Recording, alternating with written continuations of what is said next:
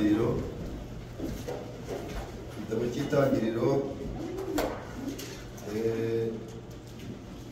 18 umurongo wa mbere kugeza hepfo umurongo wa 4. Itangiriro ibice 8 umurongo wa mbere kugeza hepfo umurongo wa 4. Turasoma mu izina ry'Umwami wacu Yesu Kristo. Amen. Imana yibuka Nowa n'ibifite ubugingo byose n'amatungo yose yari kumwe nawe mu nkuge. Imana izana umuyaga ku isi, amazi atangira gukama, amasoko y'ikuzimu araziba, imigomero yo mu ijuru iragomerwa, imvura iva mu ijuru iricwa, amazi asubirayo ava ku butaka ubudasiba. Ya minsi 150 ishize, amazi aragabanuka. Mu kwezi kwa 7 ku munsi wako wa 17, ya nkuge ihagarara ku misozi ya Ararati. Amen. Amen. Biciye bugufi na data tamuriza isengesho kugira ngo Imana dushoboze dufashe nko kumva iri jambo mu izina rya Yesu Kristo. Amen. Uwiteka Mana ishobora byose, Uwiteka Mana nzima, turagushimira turaguhimbaje izina ryawe na gucyubahiro. Dushimishwe nuko ukomeje kubana natwe, ukaba uyoboye igice cya mbere, tukaba tugeze mu mwanya wo kumva ijambo ryawe, uri gucyubahiro mu izina ry'Umwami wacu Kristo. Imana Mana ishobora byose, aya magambo asemewe mu matwi yacu, nta mwana w'umuntu washobora kuyasobanura, kuko ubusobanuzi bw'umuntu buzana urupfu, ariko umwuka agatanga ubugingo. Umwuka wandikishije naze adusobanurire mu izina ry'Umwami wacu Yesu Kristo. Imana Mana ishobora byose, ndagusabye kugira ngo ufate igikoresho cyawe cyo gukoresha, ugisiga umwuka wawe, natwe dusigire kumwumva no kumwakira mu izina ry'Umwami wacu Yesu Kristo. Maze ijambo ryawe nitangwa dutere intambwe, maze ndagusabye Uwiteka kugira ngo iki gitondo cyo mbere iminsi 7 kibere igitondo cyo kugenderwamo nawe mu izina ry'Umwami wacu Yesu Kristo. Ngwino ubane natwe, ngwino uduteze amatwi y'umwuka, ngwino Uwiteka tukubone hagati yacu, udukorere kubyo kwiyubahisha, udusabize kubikoze mu izina ry'Umwami wacu Yesu Kristo. Amen. Ashaka kwicara maze dushime data kandi umugisha ubusomyi bw'amagambo yayo mu izina rya Yesu Kristo. Amen. Dushima Imana cyane ubone yabarinze mwese, kuko niyo yabivuze kandi irabikora. Ubwo yavuze ati nzabarinda amajya n'amazi. Nk'uko mubyumvishe, aho benshi banyuze babonye imodoka iri gushya, ndetse sibyo gusa n'abandi bakoze impanuka. Kubw'Imana yaturinze kuba tukiriho, suko turi beza gusumba bagiye, kuba tukiriho suko ibyo twakoze gusumba bagiye, ahubwo nuko buri kintu cyose kigira umwanya wacyo kandi kagira isaha yacyo. Imana rero kiturinze, ikaba kidutije ubuzima, ikaba kiduhaye kuba twihumeka uyu mwuka duhumeka. Umwami wacu wabikoze ahakwishimwe n'icyubahiro muri Yesu Kristo. Amen. Hari ibintu benshi tuhatereza agaciro nk'abantu batunze amamodoka aha ngaha, nibyo byo turavuga. Uretse n'abatunze imodoka n'abatunze amagare barabizi, igare rigirisha umwuka cyangwa ipine y'imodoka agashyiramo umwuka. Iyo ugiye guhagisha ipine ry'imodoka, uragenda ukajya kuri gas station ukishyura unuze amafaranga bibasha kohereza ipompe yo gupompa iki y'amapine y'imodoka, sibyo? Iyo imodoka isemo umwuka y'amapine yawe ujya kwishyura kugira ngo ubashe kubona umwuka wo gupompa iyo modoka. Iyo modoka idafite gaze, iyo modoka ntabwo abasha guhaguruka. Iyo modoka iva mu rugo rw'induga ukajya kugura gaze, ukajya kugura esanse, abandi babyumva ngo ni amazitu, ukajya kugura ibyo ngibyo kugira ngo imodoka ibashe guhaguruka. Ni ukuvuga ngo umubiri wawe kuba uhagaze uko uhagaze uko, wakagombye kumenya agaciro ufite, wakagombye kubaha Imana yabiguhaye. Amen. Amen. Umenya agaciro ufite, umwuka uhumeka, agaciro kawo, uburyo uhagaze, agaciro kabyo, wakagombye guhereza Imana ishimwe kuko ari Imana yabiguhaye. Amen. Kumvisha amagambo meza avuga ati uwo bireba burya niwe nyirabyo, kuko nimwe bireba rero nawe mwabyita. Ntazi ko mungana gutya ujya uko mungana, ujya ngo niko mwebwe muturiye Amerika mwenyine, uko mungana uko muri ahangaha muzi mwebwe wenyine, ariko kuko ari mwe bireba, kuko ari mwe ba nyirabyo nawe mwitabye. Amen. Muza kumva umuhamagaro w'Imana. Twongeye kumva amagambo meza. Ayo magambo meza yatubwiraga ku bahiriwe. Atubwira ko abahiriwe atari abafite amamodoka. Hari abantu benshi bajya bava mu byizerwa kuko ngo runaka yambaye imodoka, ukemerwa kurikira umuntu. Kuko runaka yambaye bino, ukavuga ati nzaga amafaranga menshi kugira ngo wihakane Imana yawe. Abantu benshi bakava mu byizerwa kubera amafaranga. Abantu benshi bakava mu byizerwa kubera imyambaro. Abantu benshi bakava mu byizerwa kubera kwishimisha. Abantu benshi bakava mu ijambo ry'Imana kubera kwinezeza. Ariko twararebye dusanga abahiriwe atari abafite ubutunzi bw'iyi si, ahubwo uhiriwe ari utunze ijambo ry'Imana. Amen. Twasanze abahiriwe ari abafite amagambo y'Imana. Umuntu Imana yamenye, akamenya Imana nk'umwami n'umukiza we, akaba mu by'isi akemera gukurikira Imana, burya uwo niwe uhiriwe. Amen. Natwe twarishimye kandi turanezerwa ko twahiriwe n'Imana, tukamenyeshwa ijambo ry'igihe, ukaryizera nkaryizera. Uyu munsi akamaro twaje twongere twumve iryo jambo. Amen.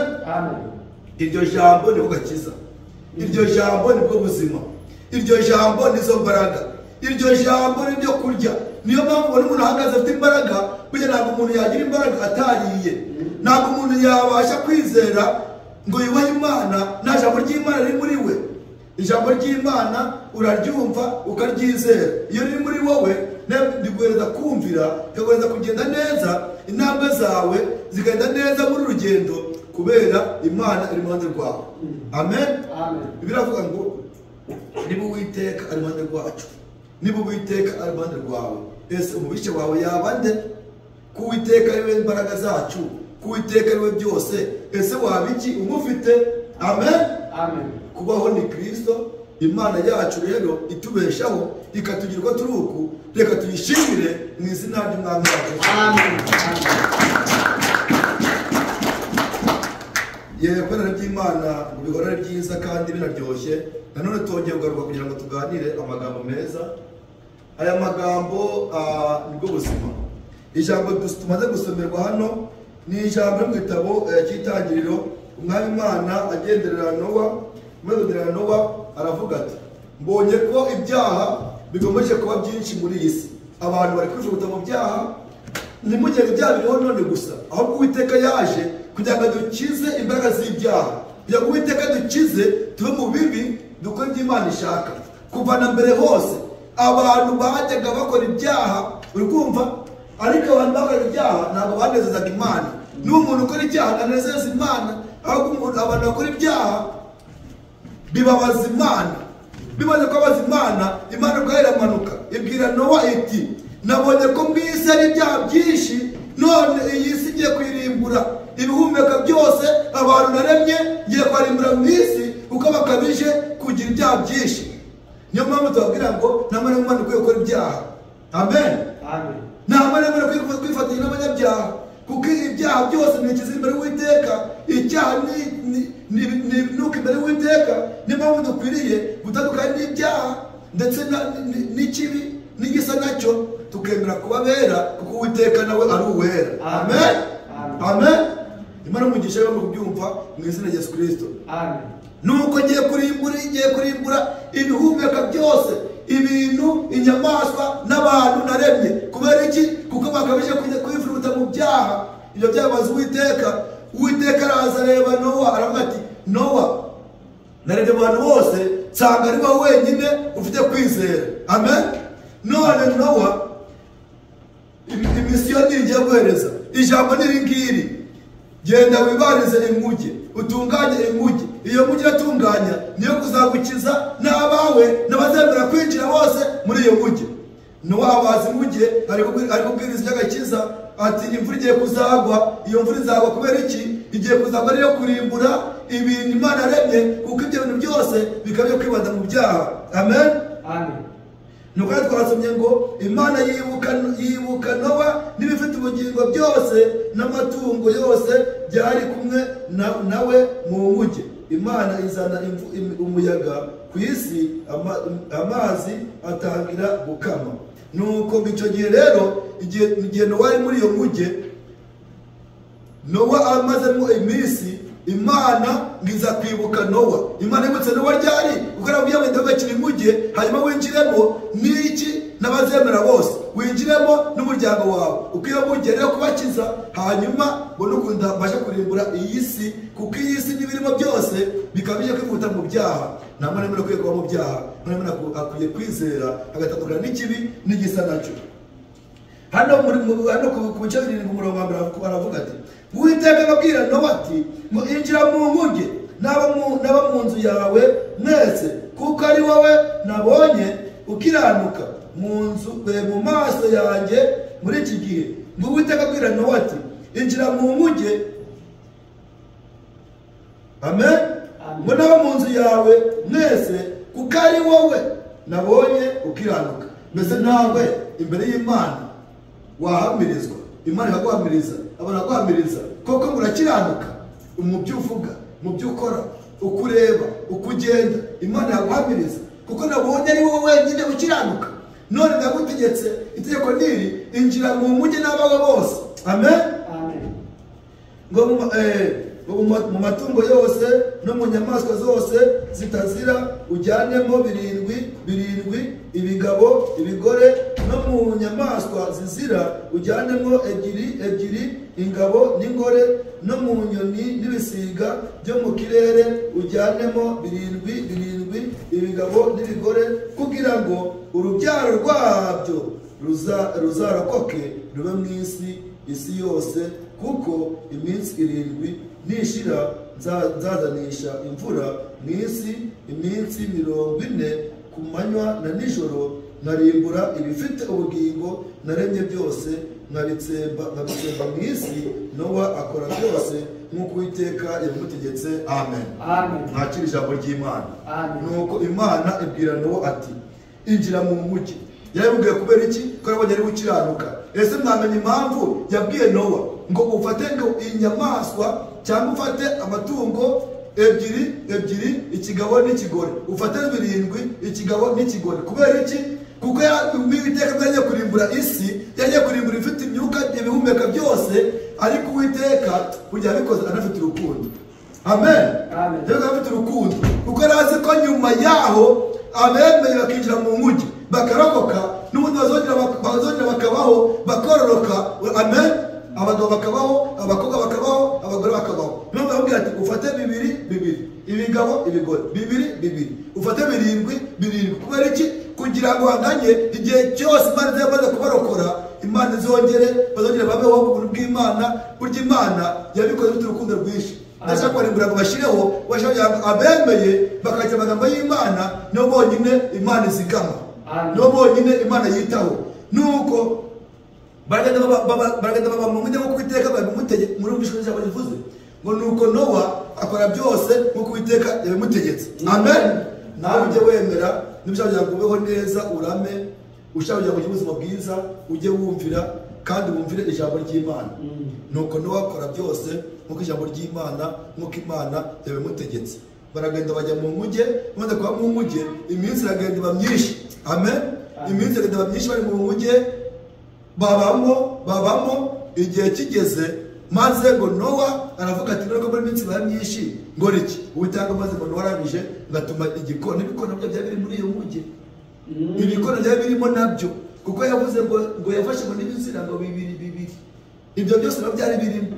Niyo mpamvu mu materaniro cyangwa mu itorero ijambo ry'Imana aragakiza ku muntu ku giti cye, amen. Agakiza nakumuntu ku giti cye. Ntuzarebe mwene so ngo yifashe gutya ashaka gufata nabi ari mwene so. Ntuzarebe mwiki wawe ngo nuko yiyamaze gutya ashaka gufata nabi ari mwiki wawe, kandi mutsenga hamwe, muterana hamwe, ugasanga yibera mu bizira, yibera mu byaha, ariko ntaragera kandi araterana. Nubyumva neza?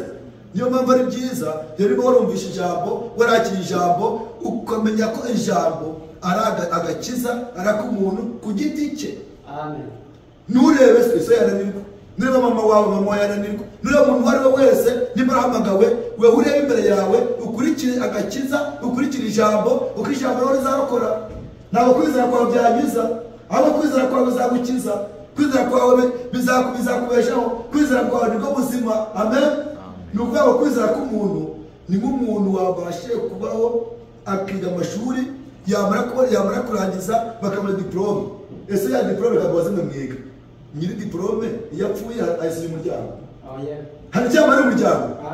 Niyo mpamvu n'agakiza iyo uriho ni ku giti cyawe, iyo ugiye ujyana nako. Niyo mpamvu ugomba kuba maso wowe ubwawe, ukaba umwishingizi w'ubuzima bwawe, ukareba imyitwarire yawe, ukareba imibereho yawe, uko ugenda, uko ubayeho, ukamenya ngo mbese njyewe ubwanjye aho ndi dusaba atari kundeba, aho ndi pastor atari kundeba, aho ndi mama atari kundeba, aho ndi data atari kundeba. Ese ndi gukora ibyo gukiranuka?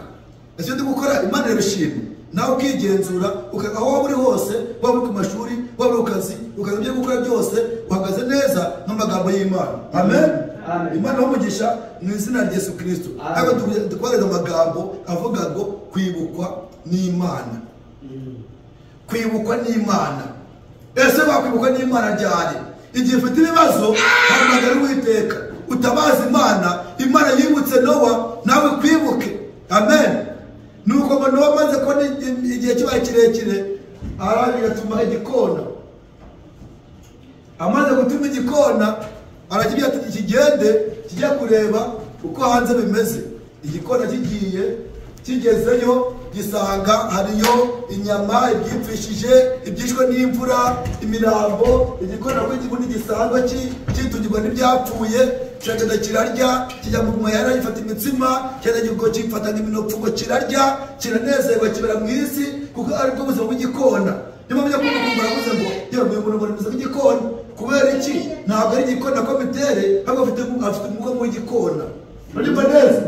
Igikona kiberiyo no barategereza, yewe ndimo natumye se yagaruka, yageze mu isi rafu yarara. Ese yagenze gute? Yigira iwabo reka da.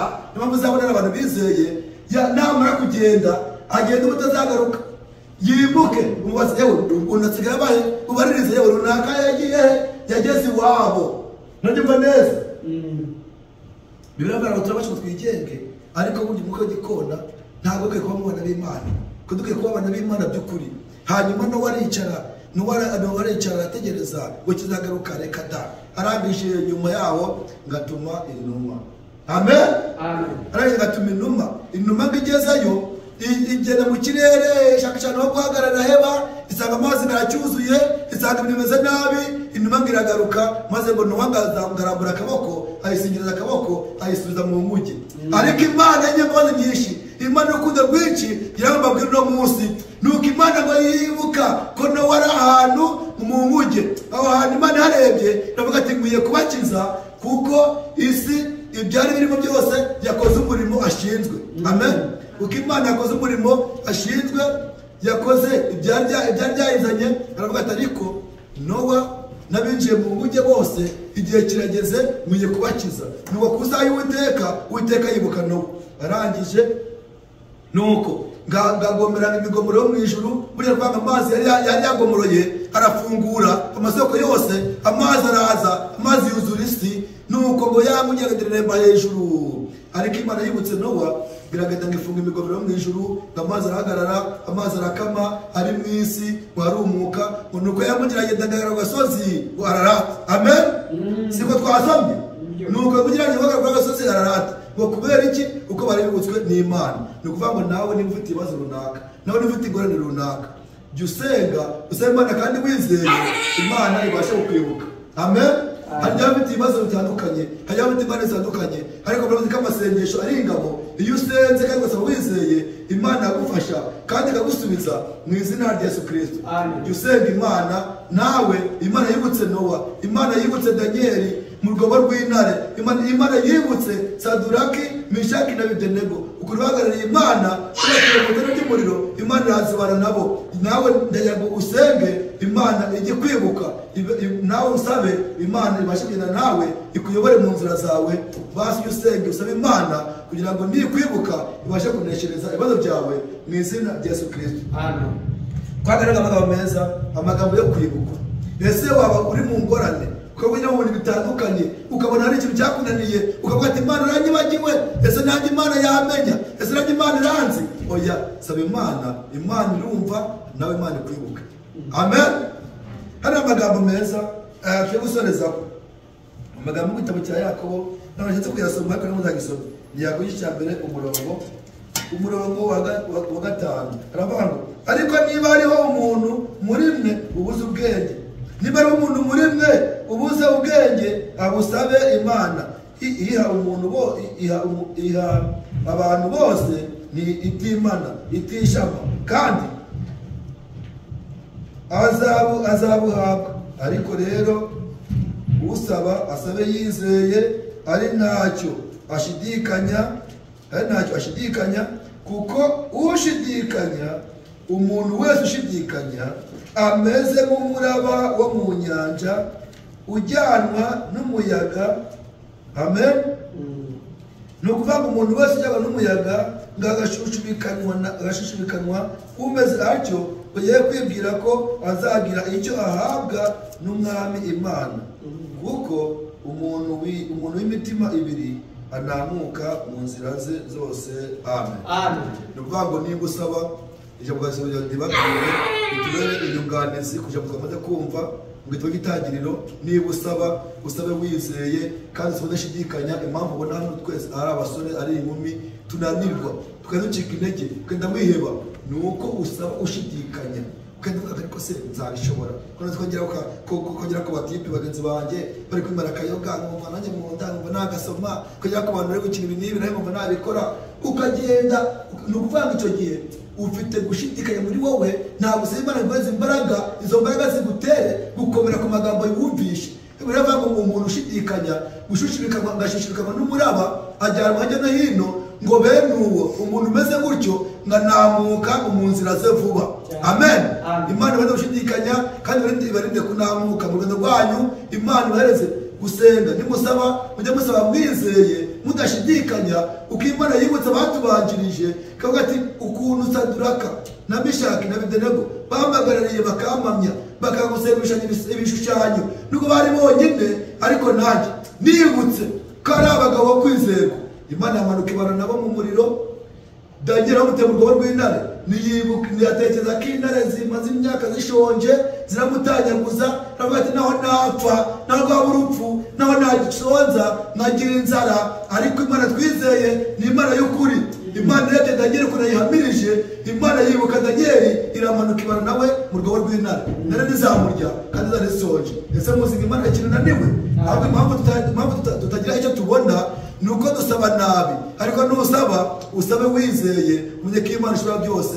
Imana yibutse abatubanjirije bose, nawe basaba wizeye, Imana ikwibuke mu rugendo rwawe, mu mashuri yawe. Ushaka kuba umunyabwenge, ushaka kuba uwa mbere ku bandi, ushaka kuba umuntu Imana ihamiriza, ushaka kuba umuntu wizerwa n'Imana ukizerwa n'abantu. Kora ibyo Imana ishaka, uture mu ijambo ry'Imana, Imana izakwibuka mu rugendo rwawe rwose. Imana ibahe umugisha mu izina ry'Umwami wacu Yesu Kristo.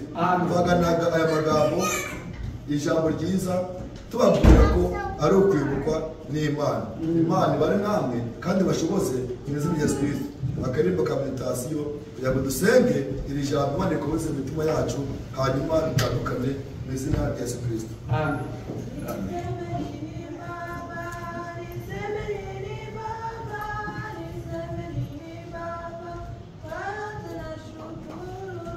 Niseme nini Baba, niseme nini Baba, niseme nini Baba, kwa yote nashukuru. Niseme nini Baba, niseme nini Baba, kwa yote nashukuru. Niseme nini Baba, niseme nini Baba, niseme nini Baba, kwa yote nashukuru.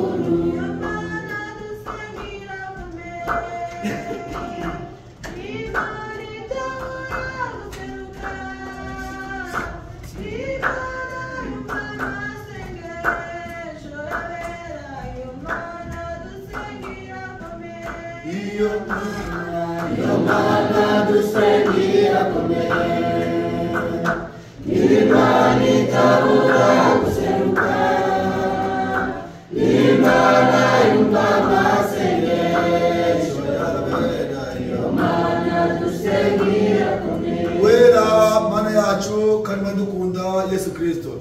Twaje dushonje dufite inzara n'inyota byo kumva amagambo yawe, kuko uri umutunzi w'imbabazi ndetse ufite byose. Waje ubana natwe, uratuyobora, watugaburiye wa Mana we ibyo kurya, wa Mana we bitunga ubugingo bwacu. Turanezerwa, izina ryawe rihabwe icyubahiro. Mwami, nongeye kwibuka amagambo yawe ko avuga ati uzaturinda amajya n'amaza, ubikora ku isezerano ryawe. Uravuga ati uwo kwizera wese ntazagwa n'isoni. Uravuga ati nubwo dusanga batamenyekana ariko burya turi birangirire kuko dufite ijambo ryawe. Ijambo ryawe rishimangira imitima yacu, ijambo ryawe rikomeza imitima yacu. Bene data baki bacu banamuka ku magambo yawe, bagashidikanya ku magambo yawe, bakumva bacitse intege. Nongeye kubakomeza babwira ngo Amana basenge bizeye, kuko Uwiteka yibuka isezerano rye kandi akarisohoza. Nami uyu mwaka turimo ndakwingingira ngo uzatubere umwaka wo kwibuka, uzibuke imiryango yacu, Amana babeshweho nawe, uzibuke baki bacu na bene data. Imana yibuka bagira ngo utwibuke, mu ijambo ryawe rikomere imitima yacu. Abari bananiwe ubibuke, bari bashonje ubibuke, abari bihebye ubibuke. Mwami ndabizi ubukumi buravuna, ubusore buravuna, ariko iyo bakira amagambo yawe bakagenderamo, Amana bakakugira umwishingizi mu rugendo rwabo, ibintu byose biroroha kandi bikabera byiza. Nanjye ngomeje abahungu n'abakobwa kugira ngo ubakomeze kandi ubibuke muri gahunda zabo zose, kugira ngo babe hafi. Nibagusaba bizeye Mwami ukabatega amatwi, ntuzabure kubasubiza kandi uzafashe muri byose. Komeza ubane natwe, iri jambo ryawe twumvishe rishimishe imitima yacu kandi urihire uremishe imitima yacu. Babyumvishe bose twese uduhane umugisha ukomeye, umugisha wo kurituza mu mitima yacu, kandi umugisha ukomeye nsabiye itorero ryawe ni umugisha wo kuzagira iherezo ryiza, bakazabana nawe ubuzira iherezo. Komeza ubane natwe, utwiteho, utuyobore. Kandi tugushimiye ku byakozwe na byose, tubigarure mu biganza byawe kugira ngo ubyiharire. Komeza twiteho kandi dufate dukomeze.